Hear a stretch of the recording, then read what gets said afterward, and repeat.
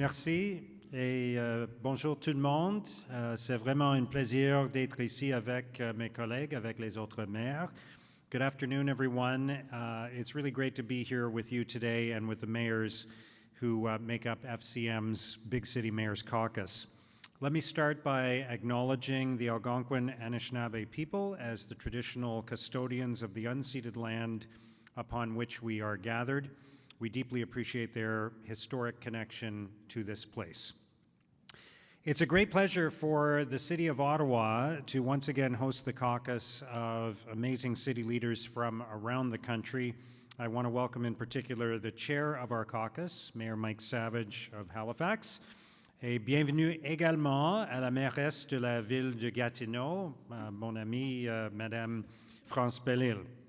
C'est un plaisir de vous recevoir tous deux ici à Ottawa.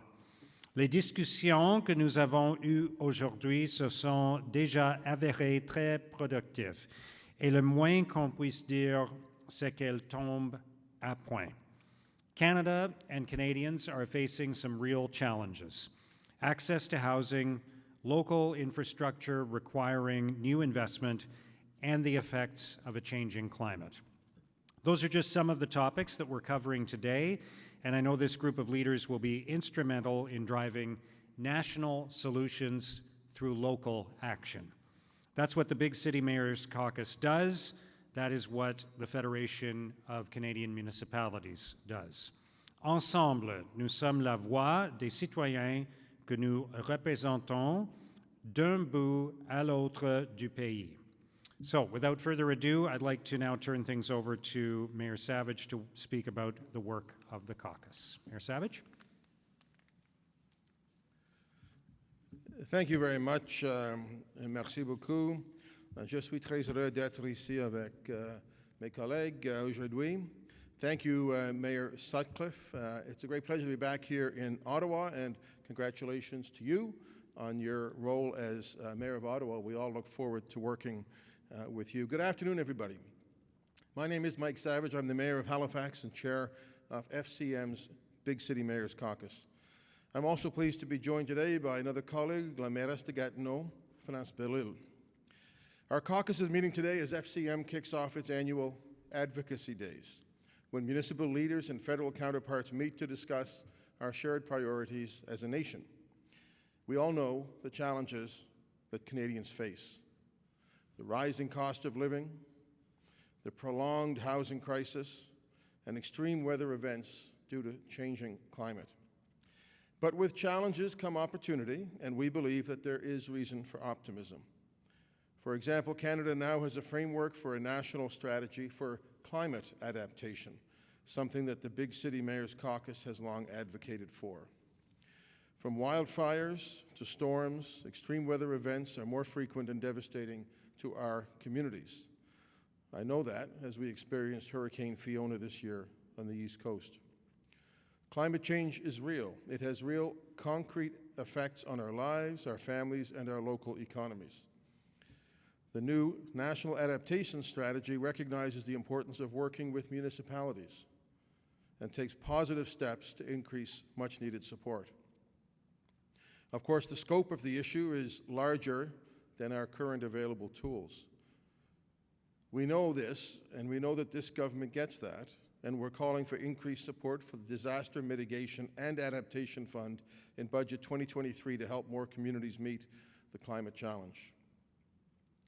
We're also here today to advance an important discussion around a key priority for Canadians, and something that I can tell you keeps mayors awake at night: addressing housing affordability and homelessness. As municipal leaders, we know all too well that having a safe and affordable place to call home is a pressing concern for many, in fact, in some cases, most Canadians.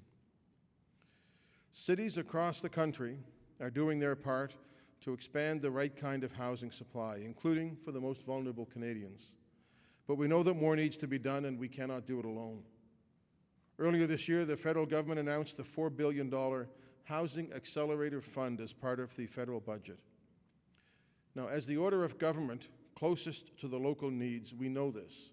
The Housing Accelerator Fund has the potential to deliver real housing progress. It offers direct and flexible investments. It could also empower municipalities to tackle the barriers to supply, like access to financing, the availability and the cost of land, and the regulations to review and approve development applications.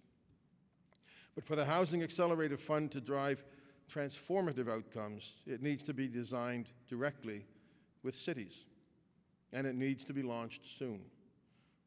Cities are on the front lines of the housing challenge, and every mayor in our caucus could tell you about the work they're undertaking to address this challenge in their own communities.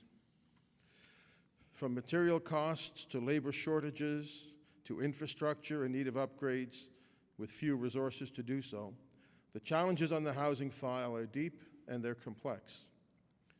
Now is the time that we must work together, not in opposition, on this challenge. And local decision-making and expertise must be central to that effort.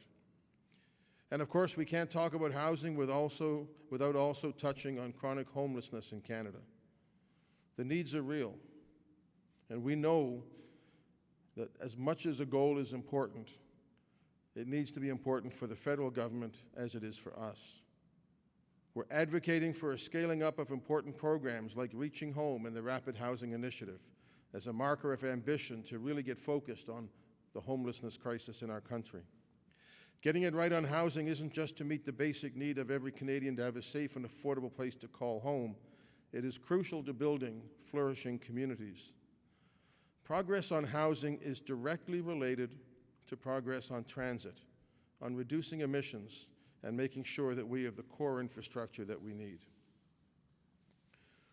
Speaking of infrastructure, our conversations today are looking closely at the next generation of infrastructure in our country.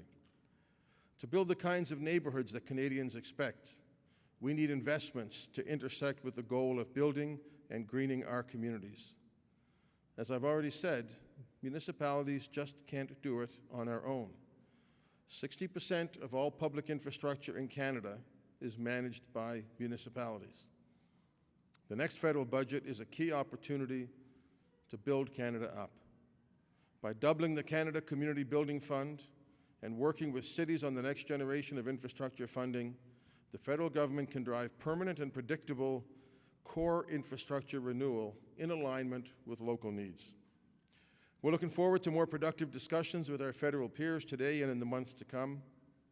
Our local governments are working together effectively with other orders of government, which we must do if we're going to improve the lives of all Canadians. I'd now like to turn it over to France Bélisle of Gatineau.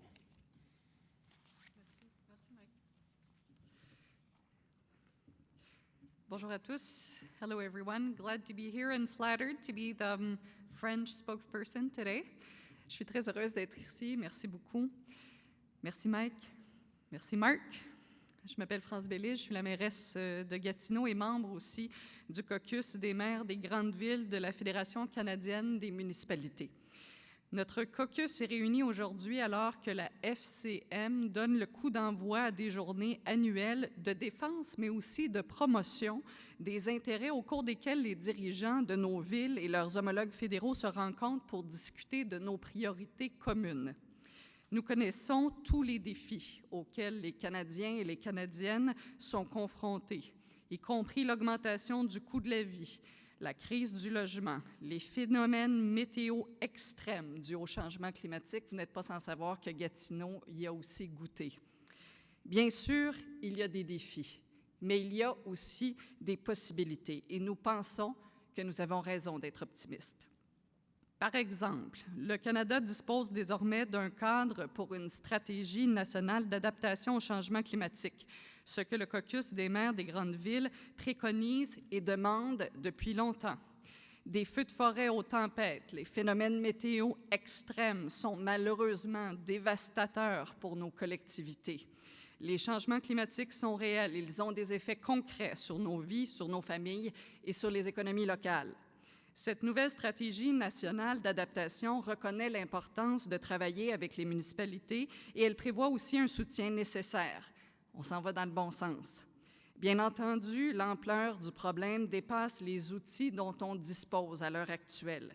Nous savons que ce gouvernement en est conscient, et nous demandons un soutien accru au Fonds d'adaptation et d'atténuation en matière de catastrophes dans le budget 2023 afin d'aider davantage les collectivités à relever les défis que présentent les changements climatiques. Nous sommes également ici aujourd'hui pour faire avancer une discussion importante autour d'une grande priorité pour les Canadiens, le caractère abordable du logement et aussi la question de l'itinérance. Les dirigeants municipaux savent malheureusement trop bien qu'avoir un endroit sûr et abordable pour se loger est une préoccupation urgente pour un très grand nombre de citoyens. Les villes, partout au pays, prennent des mesures pour accroître l'offre de logement, y compris celle pour les citoyens les plus vulnérables. Mais nous savons qu'il faut en faire plus, et on ne peut pas le faire seul. Plus tôt cette année, dans le cadre du budget fédéral, le gouvernement fédéral a annoncé un fonds de 4 milliards de dollars pour accélérer la construction de logements. En tant que gouvernement municipal, proche des besoins locaux, nous savons que le Fonds pour accélérer la construction de logements a le potentiel de mener à de véritables progrès en matière d'habitation. Il propose des investissements directs et flexibles. Il pourrait aussi habiliter les municipalités à s'attaquer aux obstacles de la construction de logements. Par exemple, l'accès au financement, la disponibilité et le coût des terrains, Gatineau le sait trop bien, ainsi que les réglementations relatives à l'examen et à l'approbation des demandes d'aménagement sur notre territoire. Pour que le Fonds d'accélération à la construction de logements produise des résultats et apporte des changements significatifs, il doit être conçu entre le gouvernement fédéral et les villes. Il doit aussi être lancé rapidement et on doit le développer ensemble. Les villes sont en première ligne du problème lié à la crise du logement et tous les maires de notre caucus pourraient vous parler du travail qu'ils entreprennent tous les jours pour relever ce défi. Qu'il s'agisse du coût des matériaux, de la pénurie de main-d'œuvre, des infrastructures à moderniser avec peu de ressources pour le faire, les défis à relever dans le domaine du logement sont profonds et ils sont aussi complexes.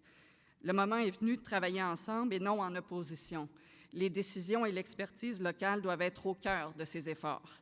Et bien sûr, il nous est impossible de parler de logement sans aborder également la triste question, mais inquiétante question de l'itinérance. Les besoins sont réels et nous savons que c'est un objectif aussi bien pour le fédéral que pour les villes. Nous plaidons en faveur d'un renforcement des programmes importants comme Vers un chez-soi et l'initiative pour la création rapide de logements afin de montrer notre volonté de nous attaquer à l'itinérance dans nos communautés. Faire le bon choix en matière de logement, ce n'est pas seulement répondre aux besoins fondamentaux de chaque Canadien d'avoir un endroit sûr et abordable où habiter. C'est aussi essentiel à la construction de collectivités florissantes et au développement économique. Les progrès en matière de logement sont directement liés aux progrès en matière de transport en commun, de réduction des émissions et de mise en place des infrastructures de base. En parlant d'infrastructures, nos conversations d'aujourd'hui portent sur la prochaine génération d'infrastructures au Canada. Pour bâtir le genre de quartier auquel les Canadiens s'attendent, nous devons faire en sorte que les investissements soient harmonisés avec l'objectif de bâtir et de rendre nos collectivités écologiques. Mais comme je l'ai déjà dit, les municipalités ne peuvent pas faire ça toutes seules. Nous savons que 60% de toutes les infrastructures publiques du Canada sont gérées par les villes. Le prochain budget fédéral constitue une excellente occasion de construire le Canada. En doublant le Fonds pour le développement des collectivités du Canada et en travaillant avec les villes sur la prochaine génération de financement des infrastructures, le gouvernement fédéral peut favoriser le renouvellement permanent, mais aussi prévisible des infrastructures de base en fonction des besoins locaux. On est impatient d'avoir des discussions plus productives avec nos homologues fédéraux. On a d'ailleurs commencé ce matin et ça va se poursuivre aujourd'hui et aussi dans les mois à venir. Les gouvernements municipaux collaborent de façon très efficace avec les autres paliers de gouvernement et c'est ce que nous devons faire si nous voulons améliorer la qualité de vie de chacun des citoyens dans nos communautés. Merci beaucoup.